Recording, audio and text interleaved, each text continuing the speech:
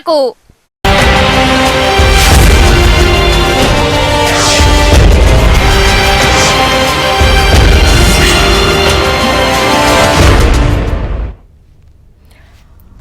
Welcome back. బీసీల హక్కులు కాలరాసే కుట్ర జరుగుతోంది.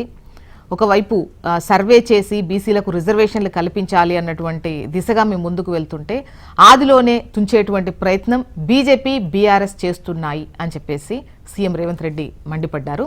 ఒకవేళ ఈ లెక్క తప్పని గనక పక్కన పెడితే బీసీలకు రిజర్వేషన్స్ అమలయ్యే అవకాశం ఉండదు, తెచ్చేటువంటి అవకాశం ఉండదు అని చెప్పేసి ఆయన అంటున్నారు. డిస్కస్ చేద్దాం. గెస్టులు కూడా రెడీగా ఉన్నారు. డాక్టర్ దూదిమెట్ల బాలరాజు గారు బీఆర్ఎస్ సీనియర్ నాయకులు, డాక్టర్ చరణ్ కౌశిక్ యాదవ్ గారు కాంగ్రెస్ అధికార ప్రతినిధి, శ్రీవర్ధన్ రెడ్డి గారు బీజేపీ నాయకులు. నమస్తే అండి, వెల్కమ్ టు ద డిబేట్ అందరికీను. బాలరాజు గారు మీరే చెప్పాలి, ఏంటి ఒకవైపు సర్వే చేశారు, సర్వే అంటే కొంతమంది లెక్కలు ఇచ్చారు లేరు ఇవన్నీ పక్కన పెడితే ఇప్పుడు తప్పని లెక్క గనక పక్కన పెడితే రిజర్వేషన్లు ఇంకా శాశ్వతంగా పెరగకుండా ఉండిపోయేటువంటి పరిస్థితి వస్తుంది అని చెప్పేసి మాట్లాడినటువంటి క్రమం. మేడం, ముందుగా మీకు జ్యోత్స్న గారు, అదేవిధంగా హెచ్ఎంటీవీ ప్రేక్షకులకి, ప్యానల్ లో పెద్దలు భారతీయ జనతా పార్టీ ప్రతినిధి శ్రీవర్ధన్ రెడ్డి గారికి, అదేవిధంగా కాంగ్రెస్ పార్టీ ప్రతినిధి చరణ్ కౌశిక్ యాదవ్ గారికి నమస్కారం. ఈ రోజు చర్చించుకోవాల్సింది రెండే మేడం. ఇప్పుడు ముఖ్యమంత్రి గారు మాట్లాడే మాటలేమో చాలా పెద్దగా గొప్పగా ఈ వర్గాలకు ప్లస్ ఈ సమాజానికి ఈ ప్రజలకు సర్వీస్ చేస్తున్నట్టు కనపడతా ఉంది. కానీ చేతలకు వచ్చే వరకే ప్రభుత్వ విధానాలలో గాని, రైతాంగానికి సంబంధించినటువంటి అంశాల పట్ల గాని, మిగతా అంశాల బీసీల పట్ల గాని కొంత పెడచెవిన పెడుతున్నట్టు, కొంత నిర్లక్ష్యం వహిస్తున్నట్టు కనపడతా ఉంది. ఓకే, మీరు బీసీ కులగణన చేసేటప్పుడు భారతీయ జనతా పార్టీ గాని, బీఆర్ఎస్ పార్టీ గాని, ప్రతిపక్ష పార్టీలు ఏవి కూడా కాదనిలే బీసీ కులగణన చేయాలని చెప్పేసి కూడా మేము కూడా డిమాండ్ చేసినాం. చేస్తే మంచిదనే భావన అన్ని పార్టీలు వ్యక్తం చేసినాయి. ఎప్పుడైతే మీరు బీసీ కులగణన చేద్దామని చెప్పేసి మీరు మొదటగా అంటే మీకు ఒక ప్రణాళికబద్ధం లేకుండా, ఒక నియమ నిబంధన లేకుండా ఏదో బీసీ వెల్ఫేర్ నుంచి చేద్దామని చెప్పగానే అనేక మంది బీసీలలో నిపుణులు కావచ్చు, న్యాయ కోవిధులు కావచ్చు, బీఆర్ఎస్ పార్టీ కావచ్చు, మా ప్రతినిధుల బృందం కావచ్చు, మీరు బీసీ వెల్ఫేర్ ద్వారా చేస్తే మీకు దానికి సంబంధించి కోర్టులో కొట్టివేయబడదని చెప్పడం జరిగింది. తదనంతరం మీరు అర్రిబర్రిగా మళ్ళీ బీసీ వెల్ఫేర్ కాదు అని చెప్పేసి మళ్ళీ బీసీ కమిషన్ అని చెప్పినారు. తదనంతరం బీసీ కమిషన్ కాదు, మళ్ళా పార్టీ డిమాండ్ చేస్తే డెడికేషన్ కమిషన్ అని వేసినారు. ఆ డెడికేషన్ కమిషన్ ఇచ్చినటువంటి జీవో 49 ఏదైతే ఉందో ఆ 49 జీవోలోనే స్పష్టంగా పేర్కొన్నారు మేడం చివరి లైన్ లో ఏమని, ఈ డెడికేషన్ కమిషన్ యొక్క పని విధానం అనేది కోర్టు తీర్పులకు అనుగుణంగా పనిచేస్తుందని చెప్పినారు. కోర్టు తీర్పులు అంటే ఏవి, మహారాష్ట్రలో ఉన్నటువంటి గవాలి వర్సెస్ కేసు కావచ్చు, కర్ణాటక సంబంధించి ఏదైతే కృష్ణమూర్తి కేసు కావచ్చు, అనేక రాష్ట్రంలో కానీ దేశంలో అనేక తీర్పులు ఉన్నాయి. ఆ తీర్పులకు అనుగుణంగా పనిచేస్తామని చెప్పి కోర్టు తీర్పులు ఏమని ఉన్నవి, 50% బీసీల యొక్క వాటాను పెంచలేమని చెప్పేసి కోర్టు తీర్పులు ఉన్నవి. మరి మీరు ఏ విధంగా 42 ఇస్తారు, ఏ విధంగా ఎస్సీ ఎస్టీలకు ఈ శాతాన్ని కల్పిస్తారనే భావాన్ని మొదటి నుంచి కూడా బీఆర్ఎస్ పార్టీ చెప్తా ఉంది. మీరేదో బీసీలను మభ్యపెట్టడం కోసమో, బీసీల ఓట్లను మొబిలైజ్ చేయడం కోసమో, బీసీల్లో ఏదో సానుభూతి పొందడం కోసం ఈ ప్రయత్నం చేస్తున్న మొదటి నుంచి కూడా బీఆర్ఎస్ పార్టీ వాదిస్తుంది. అట్లంటే బీఆర్ఎస్ పార్టీగా బీసీల సంబంధించి మీరు వ్యతిరేకం అందుకని ఇట్లాంటారని చెప్పేసి మీరు మాట్లాడుతున్నారు కదా. ఓకే, మీరు డెడికేషన్ కమిషన్ వేసినారు, 50 రోజులు చేశారండి సర్వే, తర్వాత మళ్ళీ 10 రోజులు ఎక్స్టెన్షన్ చేసినారు. 50 రోజులు చేసిన సర్వేలో మీరు ఏం చెప్పినారు, మొత్తం కూడా 3 లక్షల కుటుంబాలు దాంట్లో పాల్గొనలేవని, అదే విధంగా మీరు 16 లక్షల జనాభా సంబంధించి సర్వే చేయాలని చెప్పేసి మీరే చెప్పినారు. మళ్ళీ తర్వాత 18వ తారీఖు నుంచి 25వ తారీఖు వరకు మళ్ళీ 10 రోజులు ఎక్స్టెండ్ చేసినారు. ఆ రీసర్వే కండక్ట్ చేస్తామని చెప్పినారు. ఆ రీసర్వేలో పాల్గొనే వాళ్ళకి ఎందుకు ఇవ్వాలి, ఎవరైతే నమోదు చేసుకున్నారో వాళ్ళందరినీ కూడా నమోదు చేయమని చెప్పాల్సిన బాధ్యత కాంగ్రెస్ పార్టీ మీద ఉండే. 50 రోజులు మీరు సర్వే చేశారు జ్యోత్స్న గారు, 50 రోజులలో ఏ ముఖ్యమంత్రి గారు ఎప్పుడన్నా సర్వేలో మేము పాల్గొంటామని చెప్పేసి ఏమైనా ప్రచారం చేశారా, మంత్రులు ఏమన్నా జిల్లాల్లో పాల్గొన్నారా, వారి ఎమ్మెల్యేలు ఏమన్నా గ్రామాలలో పాల్గొన్నారా? ప్రచారం ఇప్పుడు ఏదో చేస్తున్నామని చెప్పేసి డంబికాలు పడుకుంటు తప్ప దానికి సంబంధించిన ప్రచారాన్ని కానీ, దానికి సంబంధించినటువంటి ఇన్వాల్వ్మెంట్ కానీ, దాన్ని ఎట్లా చేయాలనే ఆలోచన విధానం కాంగ్రెస్ పార్టీకో లేదు. లేని తర్వాత ఇంకోటి చెప్తున్నాం, 2011 జనాభా లెక్కలు చూసుకున్నా, 2014 ఏదైతే కేసీఆర్ గారు చేసినటువంటి సకల జిల్లా సర్వే లెక్కలు మీరే బయట పెట్టినారు. ఏదైతే ఎంసీహెచ్ఆర్ లో ఉన్నటువంటి లెక్కల్ని మీరే బయట పెట్టినారు. ఆ లెక్కల ప్రకారం చూసుకున్నా సుమారు 50% పైగా ఉన్నటువంటి బీసీ జనాభాను సంబంధించి మీరు 46% తగ్గించినారు. అంటే సుమారు 5% బీసీ జనాభాను తగ్గించినారు. ముస్లిం జనాభాతో పట్టుకుంటే 10% జనాభా తగ్గించినారు.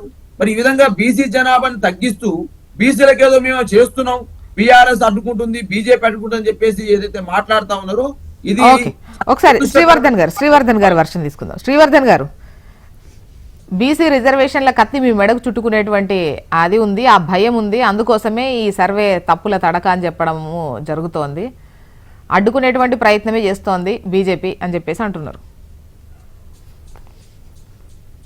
ఒకటండి, దీంట్లో బీసీలకు 42% రిజర్వేషన్ రాకుండా కుట్రలు చేస్తున్నారు అని చెప్పేసి సీఎం కేసీఆర్ మాట్లాడుతున్నారు, రేవంత్ రెడ్డి గారు మాట్లాడుతున్నారు.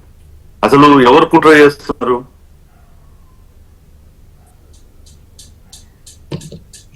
శ్రీవర్ధన్ గారు, మేబీ మీ లైవ్ డ్రాప్ అయినట్టు అనిపిస్తోంది. ఓకే, చరణ్ గారు మీరే సమాధానం చెప్పాలి. ఒకవైపు అంటే చేసిన సర్వే బట్టి వచ్చినటువంటి వివరాల బట్టి, అంటే గతంలో కూడా ఈ విమర్శ మీరు వినే ఉన్నారు, ముఖ్యంగా ఓటర్ లిస్టు తీసుకున్నా 2011 జనాభా లెక్కలు తీసుకున్నా కూడా ఎక్కడ చూసినా సరిపోల్చట్లేదు. చేశామా అంటే చేశామని చెప్పి దాని ప్రకారం ఇది లెక్క అని చెప్తే అది క్లియర్గా లేదు కాబట్టి ఎట్లా వర్కౌట్ అవుతుంది, ఈవెన్ బీసీల లెక్క కూడా తక్కువ చేసి చూపించారు అని చెప్పేసి అంటున్నారు.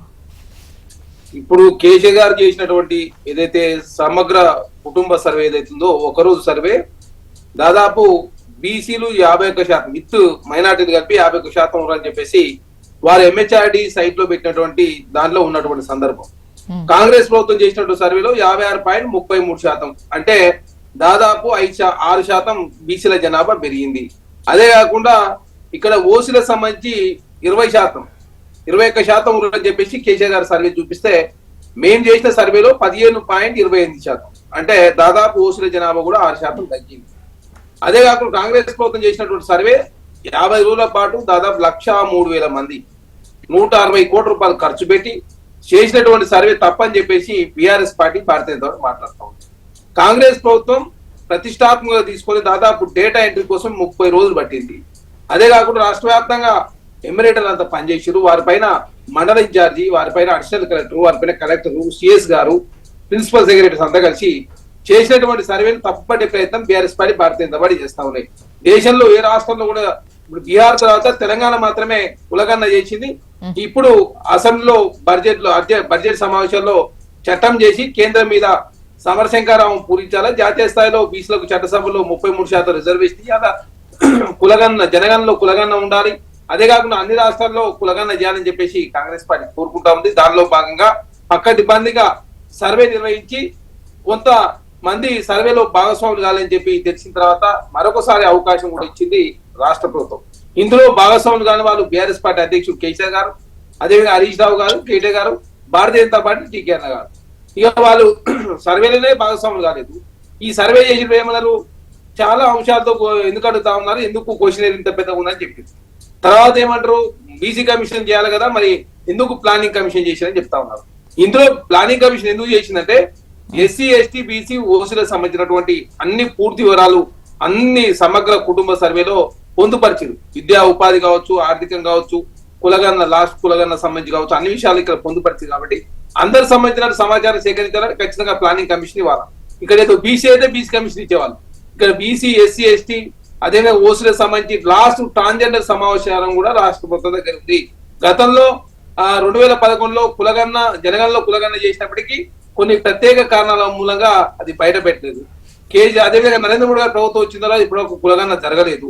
వారు గుజరాత్ లో ప్రాతినిధ్యం వహించిన గుజరాత్ లోనే బీసీలకు 10% లోకల్ బాడీలో రిజర్వేషన్ ఇస్తా ఉన్నారు. యూపీఎస్సీలో బీసీ, ఎస్సీ, ఎస్టీ మొత్తం కలిసి 20% మాత్రం రిజర్వేషన్ ఇంప్లిమెంట్ అవుతా ఉంది. అదే కాకుండా వాళ్ళు బడ్జెట్ లో బీసీలకు నిధులు ఇవ్వడం లేదు. కేంద్రంలో నరేంద్ర మోడీ ప్రభుత్వం ఉండి కులగన్నకు వాళ్ళు వ్యతిరేకిస్తామని చెప్పేసి బీహార్ ఇష్యూ వచ్చినప్పుడు బీహార్ లో ఉన్నటువంటి అఖిలపక్ష సమావేశం ఏర్పాటు చేసి నితీష్ కుమార్ గారు ప్రధానమంత్రి గారు తీసుకొచ్చినప్పుడు కేంద్రంలో ఉన్నటువంటి భారతీయ జనతా పార్టీ మేము కులగన్నకు రిజర్వేషన్ పెంచేదానికి వ్యతిరేకంగా ఉన్నారు. బీహార్ లో ఉన్నటువంటి భారతీయ జనతా పార్టీ లోకల్ నాయకత్వం మాత్రం మేము కులగన్నకు అనుకూలం అని చెప్పేసి వారు చెప్తా ఉన్నారు. అదే కాకుండా జార్ఖండ్ ఎలక్షన్లకు అమిత్ షా పోయాం, అక్కడ మేము విధంగా రిజర్వేషన్ పెంచుతామని చెప్పి అక్కడే చెప్తా ఉన్నాడు. కేంద్ర నాయకత్వం ఒక మాట, రాష్ట్ర నాయకత్వం ఒక మాట, ఎలక్షన్ వచ్చిన ఒక మాట భారతీయ జనతా పార్టీ మాట్లాడుతూ ఉంది. కేరళలో ఆర్ఎస్ఎస్ సమావేశాలు పెట్టినప్పుడు మేము రిజర్వేషన్ పెంచడానికి వ్యతిరేకం కాదని చెప్పేసి ఆర్ఎస్ఎస్ మాట్లాడుతూ ఉంది. అదే కాకుండా ఇక్కడ కులగణన చేయడం లేదు, జనగణన చేయడం లేదు. కాబట్టి ఖచ్చితంగా బీసీల చట్టసభ రిజర్వేషన్ పెంచాలంటే ఖచ్చితంగా కులగణన జరగాలని చెప్పి ప్రభుత్వం భావిస్తా ఉంది. అదే కాకుండా గతంలో కేసీఆర్ గారు సమైక్య రాష్ట్రంలో బీసీలో 34% ఉంటే దాన్ని 20% కుదించుండు సర్పంచ్ ఎలక్షన్ లో. ఏకంగా ఎంపీటీ జెడ్పీటీసీ లో దాన్ని 18%, ఇంకా 3% తగ్గింది. అంటే దాదాపు బీసీల రిజర్వేషన్ 14% కోల్పోయారు. మున్సిపాలిటీలో 50% ఇచ్చే అవకాశం ఉన్న బీసీలకు మున్సిపాలిటీలో 50% రిజర్వేషన్ ఇవ్వకుండా బీసీలు నిండా ముంచితే ఆనాడు బీఆర్ఎస్ పార్టీ. కాబట్టి ఖచ్చితంగా 42% రిజర్వేషన్ ఇవ్వాలంటే ఖచ్చితంగా కులగణన జరగాలి. కులగణనతో పాటు డెడికేషన్ కమిషన్ కూడా ఏర్పాటు చేయాలని చెప్పేసి ప్రభుత్వం భావించి వెంకటేశ్వరరావు గారి నేతృత్వంలో డెడికేషన్ కమిషన్ ఏర్పాటు చేసి విద్యా ఉపాధి కావచ్చు, ఉద్యోగాల్లో కావచ్చు, అదే లోకల్ వాళ్ళలో బీసీలో 42% రిజర్వేషన్ ఇచ్చి కేంద్రం మీద ఖచ్చితంగా కేంద్రం కూడా చట్టం చేయాలని చెప్పి ప్రభుత్వం భావిస్తూ దాని మీద పోరాటం చేసే ప్రయత్నంలో ముందుకు పోతా ఉంది. కాబట్టి అన్ని పార్టీలు మానుకోవాలని చెప్పి కాంగ్రెస్ పార్టీ కోరుకుంటాం. హైదరాబాద్ నుంచి రమణ గారు, శ్రీవర్ధన్ గారు మీ వాయిస్ తీసుకుంటా, నెక్స్ట్ మీరే తీసుకుంటా, ఒకసారి కాలర్ తో మాట్లాడగారు మీ వాయిస్ తీసుకుంటా. రమణ గారు గుడ్ మార్నింగ్. నమస్తే మేడం. నమస్తే అండి మేడం. ఇప్పుడు ఈ బీసీ కులగణన వీళ్ళు చేసింది కరెక్ట్ కాదు, టీఆర్ఎస్ చేసింది కూడా కరెక్ట్ కాదు.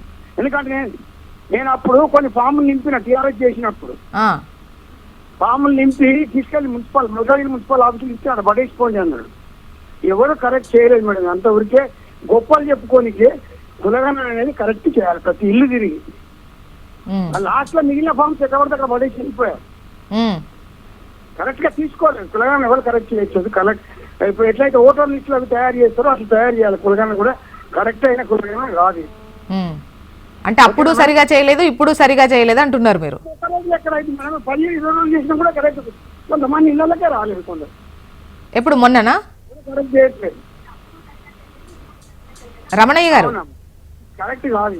ఓకే, ఈసారి వచ్చారా మీ ఇంటికి రాలేదా? Okay okay. శ్రీవర్ధన్ గారు.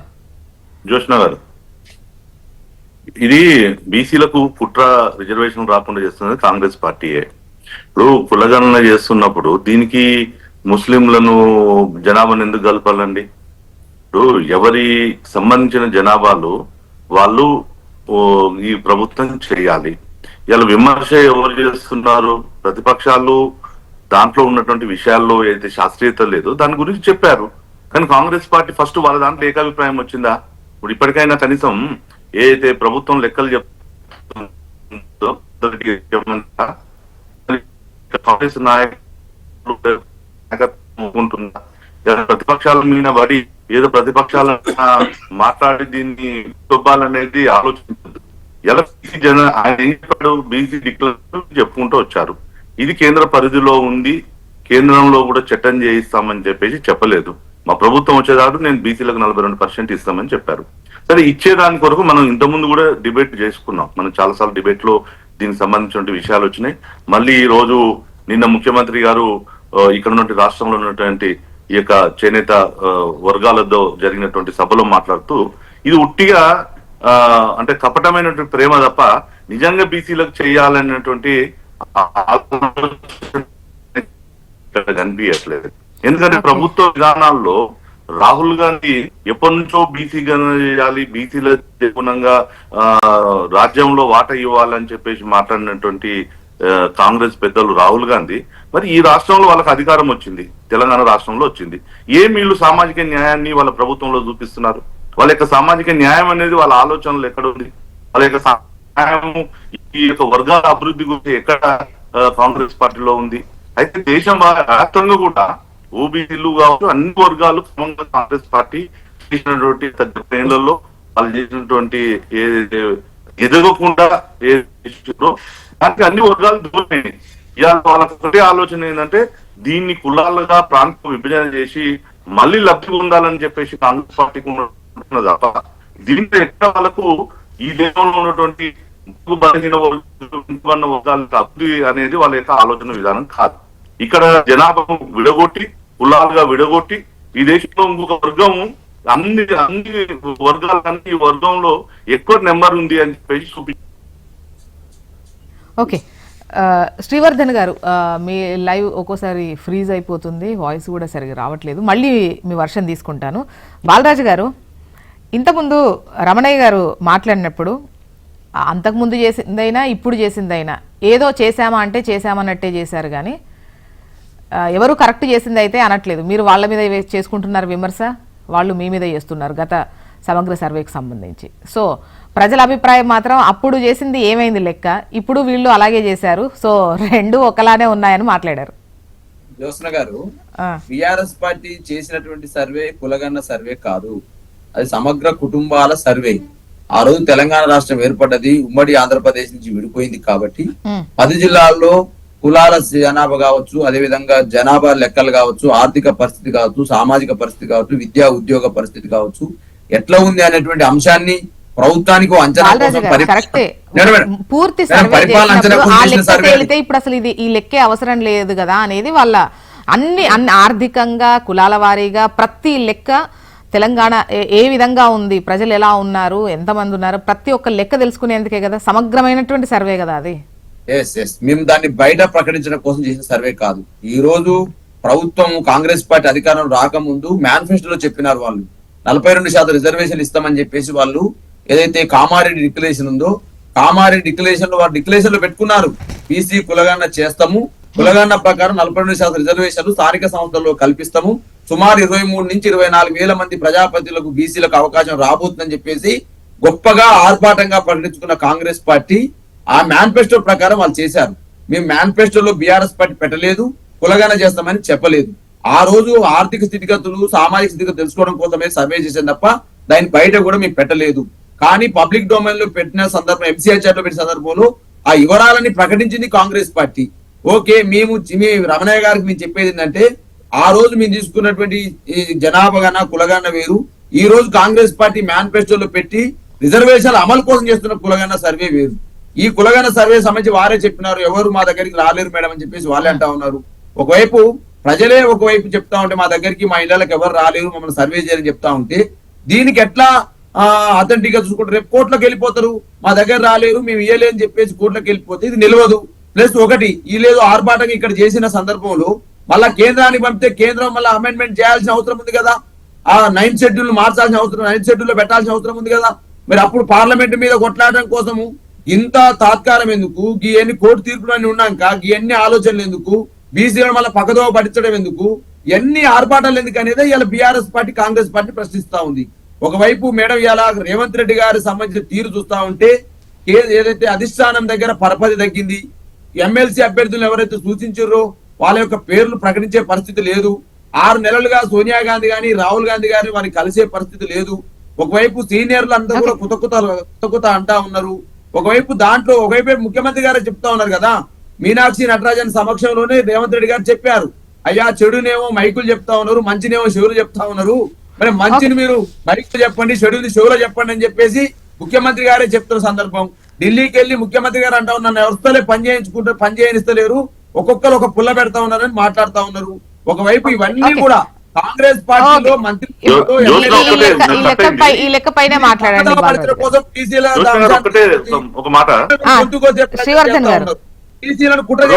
చేస్తా ఉన్నారు. బాలరాజు గారు ఒక్క నిమిషం బాలరాజు గారు ఆలోచన విధానాన్ని డెవలప్ చేసే ప్రయత్నం చేస్తా ఉన్నారు. వీళ్ళు ఎమ్మెల్సీ చెప్పినండి, తీర్మార్ మల్లయ్య గారు కాంగ్రెస్ పార్టీ గెలిచిన ఎమ్మెల్సీనే ఈ కులగన్న తప్పని కాల్ చేసిరు వాళ్ళు. మీ మధుయాసి చెప్తున్నారు. అదే విధంగా మీలో ఉన్న అనేక మంది బాలరాజు గారు ఒక్క నిమిషం మళ్ళీ మీ వర్షం తీసుకుంటా. శ్రీవర్ధన్ గారు లేదని ఒక్క నిమిషం. మేమేమంటున్నారు, ఇదంతా ఉట్టి కపట మా బీసీల మీద రిజర్వేషన్లు ఈ కాంగ్రెస్ ప్రజా వ్యతిరేకత విపరీతమైనట్టు ప్రజా వ్యతిరేకత వచ్చింది. మొన్న జరిగినట్టు ఎమ్మెల్సీ 3 సో ఇలా వాళ్ళకు ఉన్నట్టు దీన్ని ఏ విధంగా కోర్టుల పేరు మీద యువతల ప్రతిపక్షం మీద వేసి బీజేపీ మీద వేసి ఒకవైపు రాజకీయం చేయాలని చెప్పేసి ఆయన చేస్తున్నటువంటి ఏదైతే ఆలోచన ఉందో తెలంగాణ సమాజం అంతా కూడా చూసా ఉంది. వీళ్ళకు స్థానిక సంస్థల ఎన్నికలు జరగవద్దు, రేపు మున్సిపాలిటీ ఎన్నికలు జరగదు, ఇవి తేల్చే వరకు ఇవి పరిష్కారం కాకుండా ఉండాలనేదే కాంగ్రెస్ పార్టీ ఈ రోజు ఉన్నటువంటి ఆలోచన విధానం. నిజమైనటువంటి సరైన విధానం ఉంటే ఇలా రాష్ట్రంలో ఒక పెద్ద చర్చ జరుగుతుంది కదండి. క్రిస్టియన్స్ ఉన్నారు, క్రిస్టియన్ సంబంధించిన జనాభా వీళ్ళు ప్రకటించినదంటే ఎక్కడ కూడా కనిపించట్లేదు. ఎందుకు కనిపిస్తలేరు? మరి ఇన్ని చర్చిలు ఉన్నాయి రాష్ట్రంలో, ఇన్ని ఊరుకు వాడవాడలు చర్చిలు ఉన్నాయి, అనేక మంది అనేక మంది మేము బీసీ శీలం అని చెప్పుకుంటున్నారు. మరి ఎందుకు ప్రభుత్వం చేస్తుంది? ఈ ప్రభుత్వంలో చేసిన లెక్కల హడావిడి కోసం మహారాష్ట్ర ఎన్నికల్లో ఎన్నికలు పొందుతామని చెప్పేసి ఆ రోజు ఒక ఫోటో షాట్ కోసం హైదరాబాద్ తీసుకొచ్చి మేధావులతో రౌండ్ టేబుల్ సమావేశం పెట్టి రాహుల్ గాంధీ ఇక్కడ మాట్లాడి, సో మేము బీసీ జనాభా కులగణనకు మేము ఫరుగా ఉన్నామని చెప్పేసి చూపించడం కోసం వచ్చారు. మహారాష్ట్ర ఎన్నికల్లో ప్రజలు అక్కడ బుద్ధి చెప్పారు, హర్యానా ఎన్నికల్లో లబ్ధి పొంది చూశారు, అక్కడ బుద్ధి చెప్పారు, మళ్ళీ ఢిల్లీ ఎన్నికల్లో మనం చూసాం. సో వీటన్నిటిని వాళ్ళు అంటే షార్ట్ టర్మ్ కోసంగా విభజన రాజకీయాలు ఏదైతుందో ఇలా ప్రజలు అర్థం చేసుకుంటున్నారు. ఇలా మేము ఏమంటున్నాం అంటే ఇక్కడ కూడా తెలంగాణలో నిజంగా కూడా వీళ్ళకు బీసీలకు మీద ప్రేమ ఉంటే రాష్ట్రంలో రాజ్యాంగంలో ఉప ముఖ్యమంత్రి ఉండాలని ఏం లేదు కదండి. మరి ఇంత పెద్ద జనాభా ఉందని మాట్లాడుతున్నారు. ఇంత పెద్ద ఉందని అన్నప్పుడు వాళ్ళ యొక్క మంత్రివర్గంలో ఎందుకు సమానమైనట్టు వాటాలు ఇవ్వలేకపోయారు, లేకపోతే సీఎం ఎందుకు వాళ్ళు ఇవ్వలేకపోయారు? ఇవన్నీ ప్రజలు అంటే మీరు మాట్లాడే ఓకే. చరణ్ గారు మేడం, ఇప్పుడు బీఆర్ఎస్ పార్టీ ఏంటంటే ప్రతిదాన్ని తప్పుపట్టే ప్రయత్నం వారు చేస్తా ఉన్నారు. కాంగ్రెస్ పార్టీ ఏం చెప్తా ఉంది, బీసీలకు లోకల్ బాడీలో ఆనాడు రిజర్వేషన్లు మీరు తక్కువ చేసారు కాబట్టి రిజర్వేషన్ పెంచాలంటే ఖచ్చితంగా ఇక్కడ కులగన్న జరగాలి. కులగన్న తర్వాత డెడికేషన్ కమిషన్ ఆధ్వర్యంలో రిజర్వేషన్ పెంచడం కోసం డెడికేషన్ కమిషన్ ఏర్పాటు చేసి ఇక్కడ చట్టం చేయబోతా ఉంది రాష్ట్ర ప్రభుత్వం. చట్టం చేసిన తర్వాత కేంద్రానికి పంపి కేంద్రం మీద పోరాటం చేసే పని కాంగ్రెస్ ప్రభుత్వం చేస్తాం. కేంద్రానికి పంపినా వర్కౌట్ అవ్వదు కాబట్టి మేము పంపలేదనకుండా పంపుతారా ఏంటి? మేడం, ఇప్పుడు కేంద్రం మీద పోరాటం చేస్తానికి కదా ఇది. ఇక్కడ కాంగ్రెస్ పార్టీ సెంట్రల్ కి అన్ని రాష్ట్రాలను ఒకే విధంగా చూస్తాయి. ముఖ్యంగా ఈ రిజర్వేషన్స్ వీటి అమలుకు సంబంధించి ఆయా రాష్ట్ర పరిస్థితులకు సంబంధించి కావచ్చు, అక్కడ ఉన్నటువంటి వర్గాల వారీగా ఉన్నటువంటి వెనుకబాటుతనం గురించి కావచ్చు. బట్ వాళ్ళు ఇప్పుడు ఒకటి ఒప్పుకున్నారు అంటే మిగతా రాష్ట్రాలకు సంబంధించి కూడా వాళ్ళందరికీ యాక్సెస్ ఇవ్వాల్సినటువంటి అవసరం ఉంటుంది కదా. సో ఇప్పుడు ఆనాడు తెలంగాణ రాష్ట్రం కావాలని చెప్పేసి తెలంగాణ ప్రజలంతా చిన్న స్టార్ట్ చేస్తే జాతీయ స్థాయిలో ఉద్యమం జరిగింది, తెలంగాణ వచ్చింది. ఇప్పుడు తెలంగాణ రాష్ట్రమే తెలంగాణ నుంచి బీసీలకు 42% రిజర్వేషన్ ఇవ్వాలని చెప్పి కాంగ్రెస్ ప్రభుత్వం భావించి కులగన్న చేసి కాబట్టి ఒకటే విషయము సార్, మీరు రిజర్వేషన్లు ఇప్పుడున్న మంత్రివర్గంలో ఒక డిప్యూటీ సీఎం ఎందుకు పెట్టుకోలేకపోయారు, మిగతా మంత్రులను ఎందుకు ఇవ్వలేకపోతున్నారు చెప్పండి దానికి. దీనిపైన మీ ఆన్సర్ తీసుకుంటా. ఒక కాల్ తో మాట్లాడగానే మీతోనే మాట్లాడతా ప్లీజ్. రామారావు గారు జనగామ నుంచి కాల్ చేస్తున్నారు. రామారావు గారు గుడ్ మార్నింగ్ అండి. Good morning madam. మేడం, వీళ్ళు మాట్లాడుతాను కదా అందరూ బీసీ అని. ఇప్పుడు ఆధార్ కార్డ్స్ ఉంటాయి కదా మేడం, తెలంగాణ ఆధార్ కార్డ్స్ అయితే ఉంటాయి కదా మేడం. ఉంటాయి. ఎంత జనాభా ఉందని తెలుస్తుంది కదా మేడం. చనిపోయిన వాళ్ళకి డెత్ సర్టిఫికేట్ గవర్నమెంట్ నుంచి గ్రామ పంచాయతీ నుంచి తీసుకుంటారు కదా మేడం. ఈ ఓను ఎంత మన పిల్లగాడు పుట్టగానే 6 నెలలకు ఆధార్ కార్డు తీసుకుంటారు కదా. జనాభా ఎంత ఉంది, జనాభా బట్టి ఎంతమంది పాల్గొన్నారు, ఎంతమంది చనిపోయారు, ఎంతమంది పాల్గొనలేదు దాన్ని బట్టి చెప్పొచ్చు కదా మేడం. లేక చెప్పొచ్చు కదా. ఇప్పుడు జనాభా మన తెలంగాణలో ఇంతమంది ఆధార్ కార్డ్స్ ఉన్నాయి, ఆధార్ కార్డ్స్లలో ఇంతమంది చనిపోయారు, జనాభా ఇంతమంది, వాళ్ళు చనిపోయిన వాళ్ళు ఇంతమంది, పాల్గొన్న వాళ్ళకి ఇంతమంది, ఇతర రాష్ట్రాల వాళ్ళు కూడా ఇక్కడ ఉన్నారు. ఇక్కడ వాళ్ళ జనాభా ఎట్లా తీసుకుంటారు, లెక్క ఎలా తీసుకుంటారు మేడం? అది ఇక్కడ నివసించే వాళ్ళు 20 సంవత్సరాలు వాళ్ళు తెలంగాణ వల్ల, ఆంధ్ర వల్ల, లేదా మహారాష్ట్ర వాళ్ళు ఎక్కడైనా ఉండొచ్చు. వాళ్ళు జనాభాలో లెక్కలకు వస్తారా? వాళ్ళు ఎంత మంది ఉన్నారు, తెలంగాణ ఆధార్ కార్డులో తీసుకుంటారు, లెక్క తీసుకుంటారా? వీళ్ళు ఏ రకంగా తీసుకుంటారు జనాభా లెక్క కులగణన అంటే? ఇతర రాష్ట్రాలు గుజరాత్ వాళ్ళందరూ వచ్చినారు, వాళ్ళు ఇందాక కిరాయికి ఉంటారు, వాళ్ళు పోయి వాళ్ళని అడుగుతారు. ఇది ఏ రకంగా కులగణన అంటే అర్థం కాదు ఇప్పటివరకు. మళ్ళా వీళ్ళు అంత రాజకీయ పార్టీలు, అన్ని పార్టీలు మాట్లాడతాయి. ఏ పార్టీలన్నా బీసీలకు ఎంత శాతం ఇచ్చారు పదవులు, రాజకీయ పదవులు కానీ కానీ చెప్పమనండి మేడం సార్. చరణ్ గారు మేడం, క్లియర్ క్వశ్చన్స్ 2-3 స్ట్రైట్ గానే అడిగారు. ఎప్పటికప్పుడు ఆధార్లు తీసుకోవడము, చనిపోతే డెత్ సర్టిఫికేట్లు తీసుకోవడం జరుగుతుంది, అంతా ఆన్లైన్ ఎంట్రీ. సో ఇప్పుడు దేనికైనా ఆధార్ లింక్ అనేది మస్ట్ అయిపోయింది. సో ఈ లెక్క తేలడం పెద్ద కష్టమేం కాదు. మళ్ళీ సర్వే చేసినప్పుడు రెంట్కున్నటువంటి వాళ్ళు ఎక్కడెక్కడో వేరే రాష్ట్రాల నుంచి వచ్చినటువంటి వాళ్ళ లెక్క కూడా తీసుకుంటున్నారు. ఇదే కరెక్ట్ లెక్కేనా అనేది ఒకటి. అన్ని పార్టీలు కూడా రాజకీయం చేస్తున్నాయి. అండ్ మోర్ ఓవర్ అంటే మీరు ఇవ్వాల్సిన మీ చేతుల్లో ఉన్నటువంటి పదవులు కావచ్చు, పార్టీ ఇవ్వగలిగినవి కావచ్చు, ఎంతవరకు పదవులు ఇస్తున్నారు, ఎంతవరకు బీసీలకు ఇస్తున్నారు అనేది కూడా క్వశ్చన్ చేశారు. అన్ని పార్టీలను చేశారు ఆ క్వశ్చన్. ఇప్పుడు మా Congress party అధ్యక్షుడే BC, Bharatiya Janata party ఏంటంటే బీసీని తీసుకొచ్చి కిషన్ రెడ్డి గారిని మీరు రాష్ట్ర అధ్యక్షుడు చేసిరు. అదే కాకుండా బీజేపీ బీసీని ముఖ్యమంత్రి చేస్తా అని చెప్పేసి బీజేపీ నేత మహేష్ రెడ్డి గారు చేసిరుగా. మహేష్ రెడ్డి గారు చేసిన తర్వాత భారతీయ జనతా పార్టీ సమాధానం చెప్పాలి, మేము కాదు సమాధానం చెప్పాలి. బీసీని ఎందుకు ముఖ్యమంత్రి చేస్తా అని చెప్పారు. ఎలక్షన్ అయిపోయిన తర్వాత మహేష్ రెడ్డి గారు చెప్తా. అదే కాకుండా శ్రీవర్ధన్ గారు మీ వాయిస్ తీసుకోండి. కాంగ్రెస్ పార్టీ సంబంధించి మా కాంగ్రెస్ పార్టీలో ఇప్పుడు క్యాబినెట్ విస్తరణ చేస్తే ఖచ్చితంగా బీసీలకు ఇంకా 2 మంత్రులు శాఖలు ఇవ్వాలని చెప్పేసి ప్రభుత్వం ఒక నిర్ణయానికి వచ్చింది. అదే కాకుండా మా కాంగ్రెస్ పార్టీ అధ్యక్షుడు బీసీ, డిప్యూటీ సీఎం గా ఎస్సీ సామాజిక సంబంధించిన బట్టి విక్రమార్క గారు ఉన్నారు. అదే కాకుండా 2 రాజ్యసభ సభ్యులు ఇస్తే 1 బీసీకి ఇచ్చారు. తర్వాత 3 ఎమ్మెల్సీ వస్తే 2 బీసీలకు ఇచ్చారు. ఇప్పుడు 3 ఎమ్మెల్సీ కాంగ్రెస్ వస్తే ఇద్దరు, ఒక ఎస్సీ, ఒక ఎస్టీ, ఒక బీసీకి ఇచ్చిన సందర్భం. కాబట్టి కాంగ్రెస్ పార్టీలో ఏది చేసినా సోషల్ జస్టిస్ ఉండే విధంగా కాంగ్రెస్ పార్టీ చూసుకుంటా ఉంది. అదే కాకుండా బీసీల రిజర్వేషన్ పెంచమని చెప్పేసి కేంద్ర ప్రభుత్వం మాట్లాడిన తర్వాత ఇక భారతీయ జనతా పార్టీ బీసీలకు వ్యతిరేకం అని చెప్పేసి చాలా స్పష్టంగా కనపడుతున్నప్పుడు ఇక భారతీయ జనతా పార్టీ గురించి మాట్లాడేది ఏంటి? కేంద్ర ప్రభుత్వం చెప్తాను ఏమన్నా మేము బీసీ ప్రధానమంత్రి, కానీ మేము బీసీ రిజర్వేషన్ పెంచుతాం, మేము అనుకూలంగా లేము. వారు గుజరాత్ లో ఉన్నటువంటి నరేంద్ర మోడీ గారి సొంత రాష్ట్రంలోనే బీసీల లోకల్ వల్ల 10% రిజర్వేషన్ ఇస్తున్నప్పుడు ఇక భారతీయ జనతా పార్టీ బీసీల రిజర్వేషన్ విషయంలో వాళ్ళు వ్యతిరేకం అని చాలా స్పష్టంగా కనపడతా ఉంది. అరే నితీష్ కుమార్ గారి నేతృత్వంలో ప్రధానమంత్రి గారు పోయినప్పుడే భారతీయ ఇప్పుడు మీ పార్టీ పరంగా చెప్పండి, మంత్రి పదవుల లెక్క ఎట్లా ఉన్నది? ఏ ప్రాతిపదికన అంటే ఏ రిజర్వేషన్ లెక్కలతోని ఇచ్చారు? సో వాటికి సంబంధించి కూడా పదే క్వశ్చన్స్ కాంగ్రెస్ ఫేస్ చేస్తారు. వాళ్ళ క్వశ్చన్స్ వాళ్ళకే అడుగుతా. వాళ్ళ పార్టీకి సంబంధించినటువంటి వాళ్ళు ఎంత ఇచ్చారు, వాళ్ళకి ఎంత చిత్తశుద్ధి ఉందని వాళ్ళ పార్టీ పరంగా వాళ్ళని అడుగుతాను. మీ పార్టీ గురించి చెప్పండి. మా పార్టీ గురించి చెప్తా ఉన్నాం మేడం. ఇప్పుడు బీఆర్ఎస్ పార్టీ అధ్యక్షులు ఎవరు? కేసీఆర్ గారు. వర్కింగ్ మ్యాన్ కేటీఆర్ గారు. ఖచ్చితంగా నేను వాళ్ళని అడుగుతా. మంత్రి పదవులకు సంబంధించి విమర్శలు మీరు ఫేస్ చేస్తున్నారా లేదా? మేడం బీసీ నిండా ముంచిందే బీఆర్ఎస్ పార్టీ, భారతీయ జనతా. బీసీలకు లోకల్ వాళ్ళు 34 ఉన్న దాన్ని 18% తక్కువ చేసి బీసీలకు అన్యాయం చేసిందే మీరు. అదే కాకుండా ఇప్పుడు భారతీయ జనతా పార్టీ బీసీని సీఎం చేస్తే బీసీని బీజేపీ నేత చేయకుండా వాళ్ళు మోసం చేసింది కదా. బీసీనేమో ఉన్న బీసీని అధ్యక్ష స్థానానికి తొలగిస్తారు భారతీయ జనతా పార్టీ. బీజేపీ నేత చేయకుండా ఓసీని చేసి ఇక అదే కాకుండా బీసీ కులగానే వ్యతిరేకం అంటారు, రిజర్వేషన్ పెంచడానికి వ్యతిరేకం అన్నప్పుడు ఇక భారతీయ జనతా పార్టీ మాట్లాడే నైతికత ఎక్కడ ఉంటుంది? ఇక్కడ కాంగ్రెస్ పార్టీ సిద్ధశుద్ధి ఉంది. జాతీయ స్థాయిలో బీసీలకు 33% రిజర్వేషన్ తీసుకురావాలి, జనగణలో కులగన్న ఉండాలి, బీసీలకు మంత్రిత్వ శాఖను ఏర్పాటు చేయాలి. అదే కాకుండా బీసీలకు బడ్జెట్లు నిధులు పెంచాలని చెప్పి కాంగ్రెస్ పార్టీ భావిస్తా ఉంది.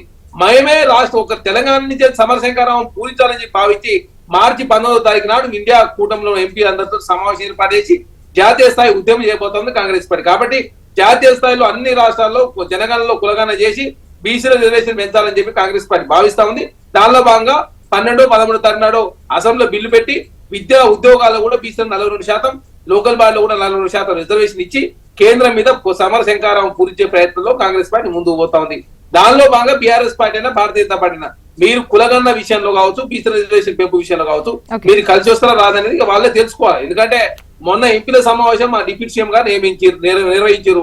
రండి అందరం తెలంగాణ రాష్ట్ర ప్రయాణాల విషయంలో తమిళనాడు తరహాలో అందరం కలిసి కేంద్రం పోయి ప్రధానమంత్రికి వెళ్తాం, రిక్వెస్ట్ చేసుకుందాం అని చెప్తే వారు ఎవరు రాలే. బీఆర్ఎస్ పార్టీ వాళ్ళు ఆ సమీక్ష సమావేశం రాలేదు, భారతీయ జనతా పార్టీ వాళ్ళు బైకాట్ చేసిన సందర్భం. కాబట్టి రాష్ట్ర ప్రయాణాల విషయంలో ఇట్నే వ్యవహరిస్తారు. బీసీల ప్రయాణాల విషయంలో Bharatiya Janata party BRS party అయినా ఎంతసేపు రాజకీయం చేసే ప్రయత్నం మీరు చేస్తా ఉన్నారు. కాబట్టి దయచేసి ఈ రాజకీయాలను మానుకొని దయచేసి అందరం కలిసికట్టుగా ప్రధానమంత్రి గారు కలిసి బీసీలకు చట్టసభలో రిజర్వేషన్ పెంచే ప్రయత్నంలో భాగంగా 9th షెడ్యూల్ పెంచే కార్యక్రమంలో భాగంగా అందరు కలిసి రావాలని చెప్పి దానిలో భాగంగా ఇప్పుడు అసెంబ్లీలో చట్టం చేయబోతా ఉన్నారు. చట్టం చేసేటప్పుడు కేసీఆర్ గారు అసెంబ్లీకి వచ్చి ఆ దాని గురించి మాట్లాడాలి చేయడానికి. జ్యోత్స్న గారు చెప్పండి. రోజు మేము 20 రాష్ట్రాల్లో అధికారంలో ఉన్నాము. దేశానికి ప్రధానమంత్రి గారు ఒక ఓబీసీకి సంబంధించిన నేత ఉన్నారు. భారతీయ జనతా పార్టీ తర్వాత సోషల్ ఇంజనీరింగ్ లో 27 మంది కేంద్ర మంత్రులను మేము గత కేబినెట్ లో నుంచి మోడీ గారు వచ్చిన కేబినెట్ నుంచి ప్రారంభం చేశారు. ఇలా బీజేపీ తెలంగాణలో బీసీ ముఖ్యమంత్రిని అవకాశం వస్తే డిక్లేర్ చేస్తాం కాబట్టి కిషన్ రెడ్డి గారిని రాష్ట్ర అధ్యక్షుని చేశారు. ఇలా గతంలో ఇక్కడ రేవంత్ రెడ్డి గారు పిసిసి ప్రెసిడెంట్ అయ్యారు. సో ఇవాళ ముఖ్యమంత్రి అయింది కాబట్టి వాళ్ళు ఏం చేశారు, ఒక బీసీని పిసిసి ప్రెసిడెంట్ తీసుకొని వచ్చారు. సో బీజేపీ యొక్క వ్యూహంలో కూడా ముఖ్యమంత్రిని మేము అభ్యర్థులను డిక్లేర్ చేశాం. మీ రాష్ట్రంలో ఎన్నికలు వచ్చినప్పుడు తప్పకుండా ముఖ్యమంత్రిని చేస్తామని చెప్పాము. మా ఏదైతే బీసీ చెప్పేసినటువంటి మా బండి సంజయ్ గురించి పదే వీళ్ళు మాట్లాడుతారు. మా హైయెస్ట్ పొజిషన్ ఏంటంటే ఆల్ ఇండియా యొక్క పార్టీ జనరల్ సెక్రటరీ, మా పార్టీలో ఉన్నటువంటి ఆయనను ఒక రాష్ట్ర అధ్యక్షునిగా ఆ నుంచి కేంద్రం యొక్క జనరల్ సెక్రటరీ చేసిండ్రు. ఇలా అవకాశం వచ్చినందుకు కేంద్రంలో హోంశాఖ సహాయ మంత్రిని భారతీయ జనతా పార్టీ ఈ రోజు చేసింది. సో బీసీలు దేశవ్యాప్తంగా మీ 20 శ్రీవర్ధన్ గారు ఓకే, పార్టీ పరంగా కావచ్చు మీరు చేస్తున్నారు, లేకపోతే రేపొద్దున గెలిస్తే ఖచ్చితంగా బీసీ సీఎం నే చేస్తాము అని చెప్పేసి అన్నారు. ఓకే, గెలిచినప్పుడు లెక్క ఉంటది అనేసి వాళ్ళు చేస్తున్న విమర్శలు వాళ్లకు ఉన్నాయి. అయితే ఈ కుల గణన అనేది ఇది లెక్క తేలితే బీసీలకు న్యాయం కరెక్ట్ గా జరుగుతుంది అనేది వాళ్ళ ఉద్దేశం. సో దానికోసం వాళ్ళు డిమాండ్ చేస్తున్నారు. యాక్చువల్గా సెంట్రల్ కులగణన చేసింది అనుకోండి, లెక్క యాక్యురేట్ గా ఉంటుంది, ఎట్లాగూ జనగణన చేయాల్సినటువంటి అవసరం ఉంది. దాంతో పాటు కులగణన కూడా చేస్తే బీసీ లెక్క తేలుతుంది, రూల్ ప్రకారం వాళ్ళకి రావాల్సిన వాటికి కొట్లాడే అవకాశం ఉంటుంది. ఇంకా స్టేట్ చేసిన దానికన్నా కూడా ఇప్పుడు లీగల్ గా కొట్లాడేటువంటి టైంలో కూడా సెంట్రల్ లెక్కే క్లియర్. సో మీరు అసలు కులగణన అనేది మీ లైన్ లోనే లేదు అనేది క్లియర్ తెలుస్తోంది. అంటే అసలు ప్రస్తావించడం కానీ, చేస్తామనడం కానీ, జనగణనలో ఆలోచిస్తామనడం కానీ ఏం జరగట్లేదు. నెక్స్ట్ 29లో మీరు ఫీమేల్ రిజర్వేషన్, ఉమెన్ రిజర్వేషన్ కూడా ఉన్నది. అది ఆ లెక్కదేలాలన్నా కూడా ఆ 33% ఇవ్వాలంటే ఇది చెయ్యాలి. సో మరి ఏంటి కులగణన చేసేటువంటి అవకాశం ఉంటుందా? జనగణన చేస్తున్నది మధ్యలో మనం చేయాల్సిన సందర్భం అవుతుందో కోవిడ్ సందర్భంలో చేయలేకపోయింది. కేంద్రం జనగణన చేస్తుంది. దేశంలో 33% ఉమెన్ యొక్క బిల్లును పాస్ ఆన్ చేశారు. నెక్స్ట్ ఎలక్షన్ లో పార్లమెంట్ ఎన్నికలు కావచ్చు, నెక్స్ట్ జరిగేటువంటి ఎన్నికల్లో 33% తో తెలంగాణ రాష్ట్రంలో కూడా జరిగేటువంటి ఎన్నికల్లో భారతీయ జనతా పార్టీ ఇంప్లిమెంటేషన్ చేస్తుంది. రెండోది వీళ్ళు ఏదైతే కాంగ్రెస్ ఈ యొక్క కులగణన విషయంలో దేశం ముందు పెట్టినటువంటి ఉందో ఇది ఒక కుట్రపూరితమైనటువంటి ఆలోచనతోటే కాంగ్రెస్ పార్టీ యొక్క విధానం. దీన్ని విడగొట్టాలి అని చెప్పి ఈ రోజు వాళ్ళ యొక్క స్పష్టంగా ఉంది. అంటే వాళ్ళ యొక్క ఆలోచన ఏదైతే ఉందో ప్రజలు దేశంలో చర్చ చేసుకుంటూనే ఉన్నారు. ఈ కులాలు ఏ సబ్ క్యాస్టులుగా తీసుకొని వచ్చేసి ఈ కులం కన్నా ఈ మతం, ఈ వర్గం చాలా పెద్దది, దీనికి ఎక్కువ ఓటు బ్యాంక్ ఉంది అని చెప్పడం కోసం, సమాజంలో చూపించడం కోసమే ఈ యొక్క కాంగ్రెస్ పార్టీ యొక్క ఆలోచన. లేకపోతే నిజమైనటువంటి బలహీన వర్గం కోసం కాంగ్రెస్ పార్టీ యొక్క విధానం కాదు. ఇది చాలా స్పష్టం. ఓకే, బాలరాజు గారు. మేడం ఓకే, ఇప్పుడు చరణ్ గారు బీఆర్ఎస్ పార్టీ మోసం చేసిందని చెప్పి చరణ్ గారు మాట్లాడే ఒక నిమిషం అయిపోయింది. శ్రీవర్ధన్ గారు, యాక్చువల్ గా మీది లైవ్ డ్రాప్ అవుతూ ఫ్రీజ్ అవుతూ వస్తుంది. ఇప్పుడు అర్థం చేసుకోవాల్సి వస్తుంది మీరు మాట్లాడుతుంటే. ఇప్పుడు ఓకేనా అండి? కన్క్లూడింగ్ రండి. హలో, చెప్పండి. అదే కన్క్లూజన్ ఏంటంటే కాంగ్రెస్ పార్టీ వాళ్ళ గురించి చెప్పండి అంటే యువతలో మీద వాళ్ళు ఆ రాష్ట్రంలో బీహార్ గురించి, గుజరాత్ గురించి, లేకపోతే హర్యానా గురించి, ఈశాన్య రాష్ట్రాల గురించి వాళ్ళు మాట్లాడుతున్నారు. కానీ వాట్ అబౌట్ తెలంగాణ అన్నప్పుడు వాళ్ళ దగ్గర స్పష్టమైనటువంటి సమాధానం లేదు. ఇవాళ మొన్నటి వరకు 1 year పాలనలో మేము 6 గ్యారెంటీలు ఏదో ప్రజల్లో ఒక మార్పు ఉంది, తెలంగాణలో వస్తుంది అని చెప్పేసి వీళ్ళకి లోకల్ బాడీలో ప్రజల యొక్క స్పందన వస్తుందేమో అనుకున్నారు. ఇప్పుడు మనం చూసినటువంటి గ్రాడ్యుయేట్ ఎలక్షన్ లో ఆల్మోస్ట్ ఈ యొక్క ఉమ్మడి జిల్లాలో ఇవన్నీ చూసిన తర్వాత కాంగ్రెస్ పార్టీ ప్రజల్లో మేధావులు, ఉద్యోగుల్లో వ్యతిరేకత ఉంది. ఇది మళ్ళీ పోస్ట్ పోన్ చేసుకోవడం కోసమే వీళ్ళు చేస్తుంటే అంశం. ఒకటే చరణ్ ఇప్పటికైనా మీరు మీ పార్టీలో అభిప్రాయంతో ఢిల్లీకి నిజమైనటువంటి అంటే కేంద్రంలో ఉన్నటువంటి కూడా దీంతో మీరు నిజం చేస్తే దాన్ని ఎలా చేయాలనేది చేస్తుంది. కానీ మీ రాజ్యాంగంలో మీకు తెలుసు ఇది అడగదు కాదు అని చెప్పి బీజేపీ మీద దొబ్బి ఏదో నింద మొప్పి రాజకీయాలు చేయాలని చూస్తున్నారు. అది తెలంగాణ ప్రజలు హర్షించారు. బాలరాజు గారు, ఇప్పుడు ప్రధానంగా చరణ్ గారు ఓకే, తన డాక్టరేట్, ఎంబీఏలు, పిహెచ్డి చేసినాడు, మన ఎమ్మెల్సీగా పోటీ పడ్డాడు, తనకి ఎమ్మెల్సీ రాలేదు, ఇప్పుడు బీసీల నుంచి అవకాశం. నేను ఏమంటున్నా జ్యోత్స్న గారు, నేను ఏమంటున్నంటే బీసీల పట్ల శిశుద్ధి ఉంటే వీళ్లకు మరి మీ పార్టీలో గెలిచిన తీన్మార్ మల్లన్న మాటలను చెప్పాలి. మీ పార్టీలో ఎంపీగా పనిచేసిన వర్కింగ్ ప్రెసిడెంట్ గా ఉన్నటువంటి ఆ వంజన్ కుమార్ యాదవ్ మాటలకు సమాధానం చెప్పాలి. అదొక అంశం. ఓకే, మీరు ఎట్లాగా చేయరు, చేసిన బీఆర్ఎస్ పార్టీని నిందలు వేస్తా ఉన్నారు. మేడం జ్యోత్స్న గారు, బీఆర్ఎస్ పార్టీ అధికారంలోకి వచ్చిన తర్వాత అధికారంలో ఉన్నప్పుడు మేము శాసన మండలి చైర్మన్ బీసీకి ఇచ్చాం, తెలంగాణ తొలి శాసనసభ స్పీకర్ బీసీకి ఇచ్చాం, తొలి ఆర్థిక మంత్రిని బీసీని చేశాం, అదేవిధంగా 58 కార్పొరేషన్లు ఇచ్చాం, 350 బీసీ గురుకుల పాఠశాలలు పెట్టాం, 60,000 కోట్ల బడ్జెట్ నిధులు బీసీలకు కేటాయించాం. విదేశీ విద్యానిధి పథకాన్ని తీసుకొచ్చి బీసీలను విదేశాలకు పంపాం. 8 ఎమ్మెల్సీలు ఇచ్చాం. 5 రాజ్యసభ స్థానాలు ఇచ్చాం. ఈ విధంగా ఇచ్చుకుంటూ పోయిన తర్వాతం అధికారం ఉన్నప్పుడు, అధికారం లేనప్పుడు కూడా ఒక్క రాజ్యసభ సీటు మాకు వస్తే వద్దిరాజు రవిచంద్ర గారిని ఇలా రాజ్యసభ పంపడం జరిగింది. ఒక్క ఎమ్మెల్సీ స్థానం ఈ రోజు వస్తే బీసీ నాయకత్వం వహించినటువంటి బరువు బలహీన వర్గాల నేత దాసో శ్రవణ్ కు మాకు బాలరాజు గారు ఎవరికి ఎన్ని ఇచ్చారో చెప్తున్నారు కానీ ఈ పర్సెంటేజ్ లెక్కల్లో చూస్తే బీసీలకు మీరు ఇచ్చినవి ఎన్ని, పార్టీ పరంగా ఇచ్చినవి ఎన్ని అనేటువంటి క్వశ్చన్ కూడా మీరు ఫేస్ చేస్తున్నారు. బీసీల గురించి బాలరాజు గారు మేడం చెప్పండి మేడం. అంటే రాజ్యసభ 5 ఇచ్చాము, మండలిలో 4 ఇచ్చాము, ఇవన్నీ చెప్తున్నారు లెక్క కరెక్టే. కానీ ఎంత పర్సెంట్ జనాలకు ఎంత పర్సెంటేజ్ ఇచ్చారనేది ఇక్కడ లెక్క. మీరు అంత న్యాయం చేశారా? పార్టీ పరంగా చేశారా, అధికారంలో ఉన్నప్పుడు చేశారా? ఇప్పుడు ఎలా అయితే ఇప్పుడు మీరు కాంగ్రెస్ ను అడుగుతున్నారో సేమ్ క్వశ్చన్ కు మీరు సమాధానం చెప్పుకొని తీరాలి కదా. ఎస్ మేడం, ఎన్టీఆర్ గారి స్ఫూర్తితోటి రాజకీయాలకు వచ్చినటువంటి కల్వకుంట్ల చంద్రశేఖర్ రావు నాడు బలహీన వర్గాలకు ఎన్టీఆర్ ఏ విధంగా అవకాశాలు కల్పించారో బలహీన వర్గాలను పైకి తీసుకురావాలని, బలహీన వర్గాలను ఆర్థిక ప్రగతిలో ముందుంచాలని, బలహీన వర్గాలను విద్యా ప్రగతిలో ముందుంచాలని, బలహీన వర్గాలను రాజకీయ ప్రగతిలో ముందుంచాలని కల్వకుంట్ల చంద్రశేఖరరావు మా అధినాయకుడు ఆలోచించిన మాట వాస్తవం.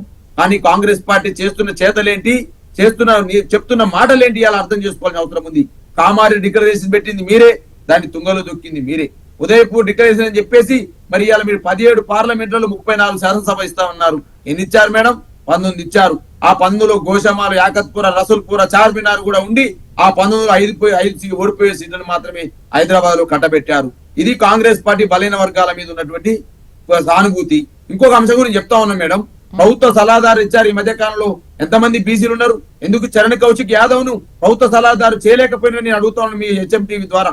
తను డాక్టరేటు, ఎంబీఏలో పిహెచ్డి, కాంగ్రెస్ పార్టీ నమ్మకం 20 సంవత్సరాలు ఉన్నారు. ఎందుకు చేయలేకపోయారండి? మీరు మాట్లాడుతురుగా బీసీలకు బీఆర్ఎస్ అది చేసింది, ఇచ్చేసిన. నేను అడుగుతున్నాను, మిమ్మల్ని పర్సనల్ గా అడుగుతా ఉన్నాను చరణ్ గారు. ఇంకో మాట గురించి చెప్తా ఉన్నాను. మీరు మంత్రివర్గ విస్తరణ చేశారు, 12 మందిని చేశారండి. ఆ 12 మందిని 2 బీసీలు ఎందుకు ఇయ్యారండి? 6గురికి ఇవ్వకూడదా అని అడుగుతా ఉన్నాను. అదే విధంగా కార్పొరేషన్ చైర్మన్ 37 వేశారండి. ఆ 37లో బీసీలు ఎంతమంది ఉన్నారండి? 2 కూడా 3 లేని పరిస్థితి కనపడతా ఉంది. చరణ్ గారు, కార్పొరేషన్ చైర్మన్లలో అన్యాయం జరుగుతా ఉన్నది, ప్రభుత్వ సలహాదారు నియామకాలు అన్యాయం జరుగుతా ఉంది. మరి ఇలా ఎమ్మెల్సీ దాంట్లో ఇస్తే విజయశాంతి గారికి ఒకరికి ఇచ్చారు, మిగతా వాళ్ళకి ఎవరికి ఇస్తారో ఎవరో తెలియని పరిస్థితి కనపడతా ఉంది. చరణ్ గారు, నేనేమంటామంటే పెదాల మీద ప్రేమ కాదండి, గుండెల నుంచి ప్రేమ చూపించండి బీసీల మీద. రేవంత్ రెడ్డి గారికి చెప్పండి మీరు, ఎందుకంటే రేవంత్ రెడ్డి గారి టీంలో ఉన్నారు కాబట్టి మరి రేవంత్ రెడ్డి గారికి చెప్పాల్సిన బాధ్యత మీ మీద ఉందని తెలియజేస్తా ఉన్నాను. మీరు మమ్మల్ని అనడం ఏంటండి? మేము ఇవాళ ప్రతిపక్షంలో ఉన్నాం, ప్రతిపక్షంలో కూడా ఇవాళ శాసన మండలి ఎల్పీ లీడర్ గా ఒక బీసీకి, ఇవాళ ఒక ఎమ్మెల్సీ స్థానం ఉంటే ఒక బీసీకి, ఒక ఎంపీ స్థానం ఉంటే ఒక బీసీకి ఇచ్చిన సందర్భం మరి యొక్క గొప్పతనం ఇవాళ బీఆర్ఎస్ పార్టీది, చంద్రశేఖర్ రావు గారిది, కల్వకుంట్ల చంద్రశేఖర్ రావు గారిది, మాజీ ముఖ్యమంత్రి గారిది. మీరా మాట్లాడేది బలహీన వర్గాల గురించి? గురుకుల పాఠశాలలు పెట్టింది ఎవరు? ఇవాళ ఎస్సీ ఎస్టీ బీసీల కోసం ఆలోచించింది ఎవరు? ఇవాళ అనేక ప్రగతి నివేదికలు మేడం చెప్తా ఉన్నవి. బీసీల సంబంధించి, యాదవ్ కుర్మ సోదరుల సంబంధించి కావచ్చు, గౌడనల గురించి కావచ్చు, ఇప్పుడు ప్రభుత్వాలు తీసుకునేటువంటి నిర్ణయాలు కావచ్చు, పథకాలు కావచ్చు, కేటగిరీస్ వైజ్ గా వర్గాల వారీగా తీసుకుంటూనే ఉంటారు, వాళ్ళు అమలు చేస్తూనే ఉంటారు. సో ఇవి కావు, రాజకీయ పరంగా, పార్టీ పరంగా ఇచ్చేటువంటి పదవుల పరంగా ఆలోచించినట్లయితే ఏ పార్టీ ఏ స్థానంలో ఉందనేది ఇక్కడ ఇంపార్టెంట్. బాలరాజు గారు, ఇది కేసీఆర్ గారి గొప్పతనం. బాలరాజు గారు చెప్పండి. ముఖ్యంగా పార్టీ పరంగా, పదవుల పరంగా ఏ పార్టీ ఏ పొజిషన్ లో ఉంది ఈ బీసీలకు న్యాయం చేసేటువంటి విషయంలో అనేది? ఇప్పుడు పాలనకు సంబంధించి, పథకాల అమలుకు సంబంధించి, కొత్త ఇన్వెంట్ చేయడానికి సంబంధించి ఒక్కో పార్టీది ఒక్కో విధానం ఉంటుంది. అవి నెక్స్ట్ వచ్చిన అమలు చేసి తీరుతాయి. ఈవెన్ బీజేపీ కొన్ని అంటే బీసీకి న్యాయం చేసేటువంటి విషయంలో మా పథకాలే మిన్నగా ఉన్నాయని చెప్పేటువంటి అవకాశం ఉంటుంది. మీరు చెప్పుకుంటారు, కాంగ్రెస్ ఉన్నప్పుడు, అప్పుడు సెంట్రల్లో ఉన్నప్పుడు మా స్కీమ్స్ ఇంత గొప్పగా ఉండేటి, వాళ్ళు వచ్చాక నిర్వీర్యం చేశారని చెప్పుకునేటువంటి అవకాశం ఉంటాయి. ఇవి కావు, పార్టీల పరంగా మీరు బీసీలకు ఏం చేస్తున్నారు? ఈ పదవులు, మంత్రి పదవులు ఉంటాయి కదా, పాలనా పరంగా ఉన్నటువంటి పదవులకు సంబంధించి ఎంతవరకు ఇచ్చారు అనేది ఇక్కడ క్వశ్చన్. అంతేగా మేడం, ఇప్పుడు కాంగ్రెస్ పార్టీ 19 ఇస్తే మన శాసనసభలో మేము 23 స్థానాలు ఇచ్చాం మేడం. 23 స్థానాలు మేము ఇచ్చాం మేడం. 23 స్థానాలు మేము ఇచ్చాము. రాజ్యసభను మేము ఇచ్చామని చెప్తా ఉన్నాము. కాంగ్రెస్ పార్టీ ఓన్లీ మాత్రం పెదాల మీద ప్రేమ చూపెడితే ఎట్లండి? గుండెల్లో నుంచి ప్రేమ రావాలి కదా బీసీల పట్ల. ఏదో రిజర్వేషన్. ఫైనల్ గా చరణ్ గారు మీ వర్షం తీసుకుంటా. ఒకసారి శ్రీవర్ధన్ గారి వాయిస్ విన్న తర్వాత ఇంతకుముందు కూడా మధ్యలోనే డ్రాప్ అయిపోయింది లైవ్. జ్యోత్స్న గారు 100కు 100% కాంగ్రెస్ పార్టీ బీసీలకే కాదు అన్ని రాజకీయ పార్టీలు చేయాల్సిన అవసరం ఉంది. ఆర్థికంగా లేదని చెప్పి బాలరాజు గారు ఒక్క నిమిషం, వాళ్ళు ఎమ్మెల్యేలుగా ఎమ్మెల్సీలుగా చేయాల్సిన అవసరం ఉంది. అది పార్టీ విధానం కూడా మారాల్సిన అవసరం శ్రీవర్ధన్ ఉంది. గారు బాలరాజు గారు నేనేమంటుంటే బాలరాజు గారు ఎంత చెప్పినా ఇది ప్రాంతీయ పార్టీ. ఇలా కేసీఆర్, కేటీఆర్, హరీష్ రావు, కవిత వీళ్ళే కనిపిస్తారు. వాళ్ళదే ఈ రోజు రాష్ట్రంలో చూస్తున్నటువంటి దాంట్లో వాళ్ళు తప్ప ఇంకెవరు కనిపించరు. బాలరాజు గారు మీరు ఎంత గొప్పగా చెప్పినా మన స్థానం దాంట్లో 2వ స్థానం, 3వ స్థానం, 4వ పవర్లుగా ఉండాల్సిందే కానీ మొదటి పవర్లుగా ఉండేటువంటి అవకాశం ఇక్కడ లేదు. ఎందుకంటే అధికారంలో ఉన్న రోజు తీసుకొచ్చి బీఆర్ఎస్ పార్టీ అధ్యక్షుడిని బీసీ ఇంకో వర్గాన్ని చేయలేదు. సో ఎప్పుడున్నా ఆ యొక్క కుటుంబం ఉంటది. దానికోసం శ్రీవర్ధన్ గారు ఈవెన్ నేషనల్ పార్టీస్ అయినా కూడా ఇప్పుడు ఈ 2 పార్టీలలో కూడా పై స్థాయిలో ఎవరుంటారు, మొదటి లైన్ లో ఎవరుంటారు, వాళ్లే ఉంటారు కదా. ఇప్పుడు స్టేట్ వైజ్ ఒక లెక్క ఉంటుంది, నేషనల్ వైజ్ మరో లెక్క ఉంటుంది. ఇప్పుడు మీ దగ్గర మొదటి లైన్ లో ఎవరుంటారు? కాంగ్రెస్ పార్టీ మోదీ గారు, అమిత్ షా గారు, నడ్డా గారు. రేపటి రోజున ఎవరుంటారు అనేది కూడా మళ్ళీ వాళ్ళే కనిపిస్తారు. కాంగ్రెస్ కి ఎవరు ఉంటారు? ఎవరు అయినా కూడా రాహుల్ గాంధీ గారే ప్రముఖంగా కనిపిస్తారు. సో అందులో క్లియర్ డౌట్ లేదండి, వ్యక్తులను బట్టే పార్టీలు నడుస్తున్నాయి.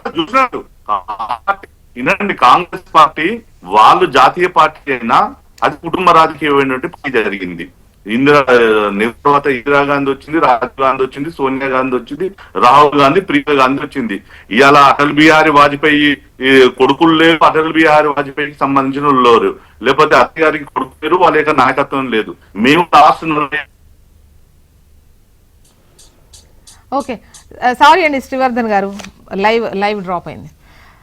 చరణ్ గారు మేడం ఇక్కడ భారతీయ జనతా పార్టీ మా పార్టీలో అందుకోసం ఏమంటున్నా అంటే దీనికి కంపారిజన్ కాంగ్రెస్ పార్టీ బీజేపీ పార్టీతో టీఆర్ఎస్ బీజేపీ పార్టీతో కంపారిజన్ చేయడానికి విషయంలో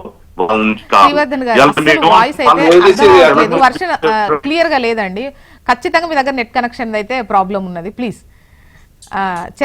ఈ రోజు ఉంది. ఒకటే ఫైనల్ గా ఏంటంటే ఒక విషయం, ఇవాళ బీఆర్ఎస్ పార్టీ ఎన్ని చెప్పినా ఇలా అవకాశం వస్తే ఇంకో ప్రెసిడెంట్ మనం చేయలేదు.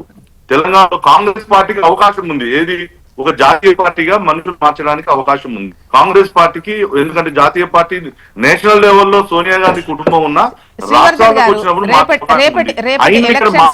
మళ్ళీ ఒక 5 సంవత్సరాల తర్వాత వచ్చినటువంటి ఎలక్షన్స్ లో ఖచ్చితంగా వీళ్ళు 2 టర్మ్స్ 3 టర్మ్స్ అనే లెక్క కూడా మారిపోయి 4 సార్లకు కూడా ప్రధాని అయ్యేటువంటి అవకాశాలు క్లియర్ గా కనిపిస్తూ ఉంటాయి. అది పార్టీలను గెలిపించుకునేందుకే అన్ని పార్టీలు ముందుకెళ్తూ ఉంటాయి. దాంట్లో డౌట్ అయితే లేదు కదా. మీకేమైనా డౌట్ ఉందేమో కానీ మాకైతే కనిపించట్లేదు డౌట్. చరణ్ గారు మేడం ఇక్కడ కాంగ్రెస్ పార్టీగా మేము ఏం చెప్తా ఉన్నాం అంటే ఈ పూర్తి స్థాయి సమస్య పరిష్కారం లభించాలనే కాంగ్రెస్ పార్టీ భావించి ఇక్కడ కులగణన చేసి ఒకసారి బీసీలకు రిజర్వేషన్ పెంచి చట్టం చేసినట్లయితే వీళ్ళని బతిరాడుకోవాల్సిన అవసరం ఏమున్నది? ఈ పార్టీ వీళ్ళని చేసిన, ఆ పార్టీ వీళ్ళని చేసిన అని చెప్పి బతిరాడుకోవాల్సిన అవసరం లేదు. కాబట్టి కాంగ్రెస్ పార్టీ జాతీయ స్థాయిలో కులగణన జరగాలని చెప్పేసి మేనిఫెస్టో పెట్టి తెలంగాణ రాష్ట్రంలో అధికారులు ఉన్న రాష్ట్రంలో చట్టం చేసి కేంద్రానికి పంపించి కేంద్రం మీద పోరాటం చేసి జాతీయ స్థాయిలో బీసీలకు రిజర్వేషన్ కల్పించాలి, కులగణనలో జనగణనలో కులగణన ఉండాలని, 33% రిజర్వేషన్ ఇవ్వాలని, బీసీలకు మంత్రిత్వ శాఖను ఏర్పాటు చేయాలని, బీసీలకు బడ్జెట్ లో అత్యధిక నిధులు రావాలని చెప్పి కాంగ్రెస్ పార్టీ కోరుకుంటా ఉంది. దానిలో భాగంగా కేంద్రంలో ఉన్నటువంటి నరేంద్ర మోడీ గారి ప్రభుత్వాన్ని తెలంగాణ కాంగ్రెస్ ప్రభుత్వము ఢీకొనబోతా ఉంది. కాబట్టి భారతీయ జనతా పార్టీ ఏమో కులగణనకి వ్యతిరేకం చెప్పిన తర్వాత వాళ్ళ గురించి ఏం మాట్లాడతాం మేడం?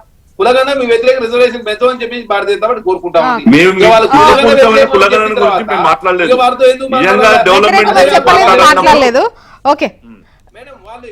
కులగణనకు బీహార్ లో చెప్పిన మేడం అయిపోయింది. అది బీహార్ అఖిలపక్ష సమావేశం ఢిల్లీ నేతృత్వంలోనే చాలా స్పష్టంగా చెప్పారు వాళ్ళు.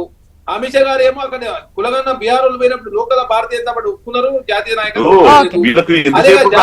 చూద్దామండి. బీసీల లెక్క అయితే ఇప్పట్లో తేలేలాగే కనిపించట్లేదు. చూద్దాం. Thank you so much discussion లో పాల్గొన్నందుకు చరణ్ గారు, బాలరాజు గారు, శ్రీవర్ధన్ గారు. థ్యాంక్ యూ అండి. ఇది వాళ్ళ న్యూస్ అనాలిసిస్. చూస్తూనే ఉండండి హెచ్ఎం టీవీ. వార్త ఆగదు, నిజం తాగదు.